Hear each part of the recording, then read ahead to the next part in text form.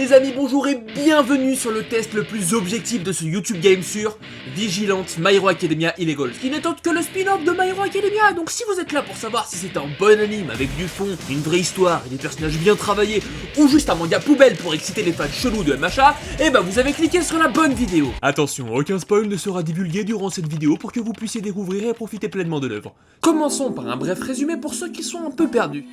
Bref résumé. Tout a commencé en Chine. Un bébé vient au monde dans la ville de Keikei. Son corps émettait de la lumière et peu à peu... Quoi? Un bébé qui fait de la lumière? Mais qu'est-ce qui a pu bien se passer quand elle était enceinte? Peu après sa naissance sont apparus les alters, des facultés extraordinaires qui varient selon les détenteurs. Actuellement, près de 80% de la population mondiale possède un pouvoir. Et pour empêcher le monde de sombrer dans le chaos, une profession est née.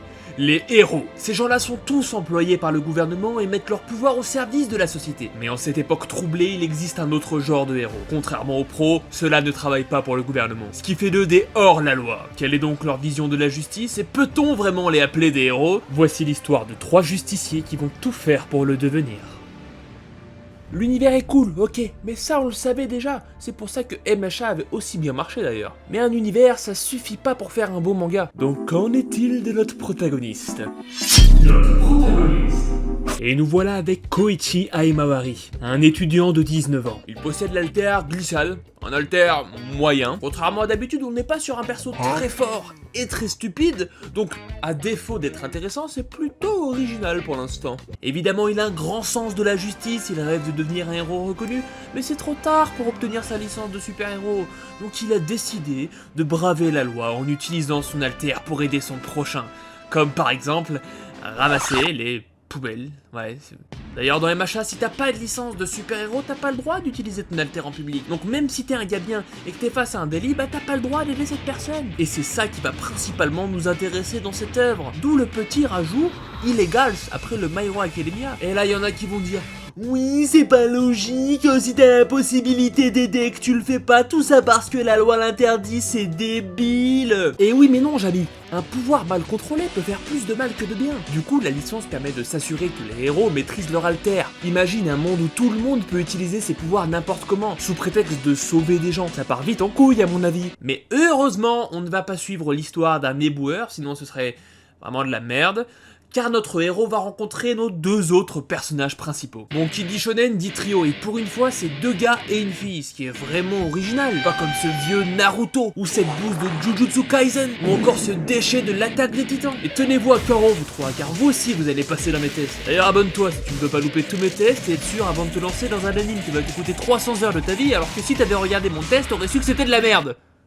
Commençons par Knuckle Duster, un chasseur de criminels sans alter qui utilise uniquement la violence pour résoudre tout type de conflit. Le gars met juste des giga mandales. Voilà un chat qui n'a pas besoin d'alter pour être un héros. Et nous avons Popstep, une chanteuse de K-pop qui souhaite percer dans le Star System, de son vrai nom Kazuo Haneyama. Et elle, son alter, c'est de sauter très haut, mais en mini-jupe. Attendez, mais ça me rappelle quelque chose tout ça.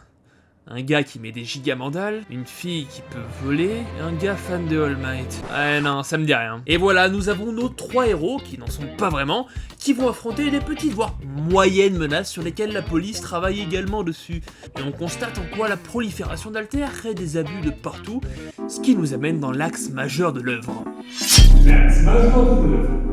Le point central de cet anime, c'est qu'on se focalise sur un groupe de justiciers qui, contrairement aux héros, agissent pour le bien mais dans l'illégalité. Car comme on l'a dit tout à l'heure, ils n'ont pas de licence. C'est donc des criminels aux yeux de la loi. Mais tant mieux, ça permet de voir un côté plus sombre de la ville avec des agressions de rue, des petits délits. On voit une autre façon l'univers de My Hero Academia, bien plus ancré dans la réalité selon moi. D'ailleurs, l'anime n'a pas beaucoup de niveaux de puissance stupide et surpuissant comme on peut voir dans chaque nouveau shonen qui sort. De plus, comme le lycée n'est pas le centre de l'attention, on met davantage l'accent sur le monde extérieur, ce qui permet à l'histoire de mettre en œuvre toutes les déviances d'une société surhumaine. Et justement, nos 3 justiciers vont tenter de démanteler un cartel de drogue qui renforce les haltères et crée la panique un peu partout dans l'ombre. D'accord, Michel, c'est très bien tout ça, mais on est là pour regarder un anime. Donc faut que ce soit beau, faut que ce soit fluide, qu'il y ait de bonne musique. Et si c'est un manga d'action, qu'il y ait de bonnes chorégraphies. Parce que si c'est à chier, moi je vais aller lire le manga et puis voilà. T'as raison, Jamy, passons tout de suite à la réalisation technique. La réalisation technique. Pour l'animation, c'est le studio Bones qui s'en charge et elle est très bien, même très originale, avec un côté comics, un côté bande dessinée qui va parfaitement à l'ambiance et à l'œuvre. Pour la musique, c'est toujours Yuki Hayashi aux commandes. Globalement, c'est les mêmes musiques que My Hero Academia, donc rien à redire, le gars est très fort en plus d'être très beau. Et les combats, vous allez pas regarder cet anime pour des combats spectaculaires, néanmoins ça veut pas dire qu'il y aura pas d'action, bien au contraire, mais ne vous attendez pas à avoir des smatchs à 1 000 000%. Bon, il est maintenant temps de voir ce qu'en pense la presse. La presse. Commençons par le site MyAnimeList, composé de plus de 78 000 membres. Parmi ceux-là, 5 000 ont voté pour ce manga et lui ont attribué la note de 7,53, ce qui est une plutôt bonne note, on peut le dire. Passons maintenant au site suivant, manganews.com, et la rédaction a décidé de lui mettre la note de 15,78 sur 20, ce qui est une bonne note, là où les lecteurs, eux, ont mis 18 sur 20. Voyons ce qu'en pensent directement les lecteurs. Pour ça, je suis allé sur Reddit et j'ai regardé un peu ce que les gens disaient. Je dirais que c'est encore mieux que l'original, surtout avec la construction du monde. À proprement parler, il est mieux écrit que le manga principal. Je suis venu ici pour dire que c'est meilleur que le manga principal, mais tout le monde l'a déjà dit, MDR. J'ai l'impression que c'est bien meilleur que la série principale. Je crois que j'en ai un peu trop vu. Passons maintenant à la conclusion. La conclusion. La question c'est, est-ce que My Hero Academia Vigilante ne serait pas juste un spin-off commercial pensé pour garder la fanbase de MHA? Eh bien je vais vous le dire, Vigilante, oui c'est un spin-off, mais c'est avant tout une œuvre à part entière, avec des personnages principaux originaux, une intrigue propre à elle-même, et surtout une approche différente de la série principale. C'est pour ça que même si vous n'êtes pas fan de MHA, vous pouvez regarder Vigilante sans problème. Maintenant, oui il y a des caméos, beaucoup même. Est-ce que c'est du fanservice? Oui, mais est-ce que c'est juste du fanservice inutile?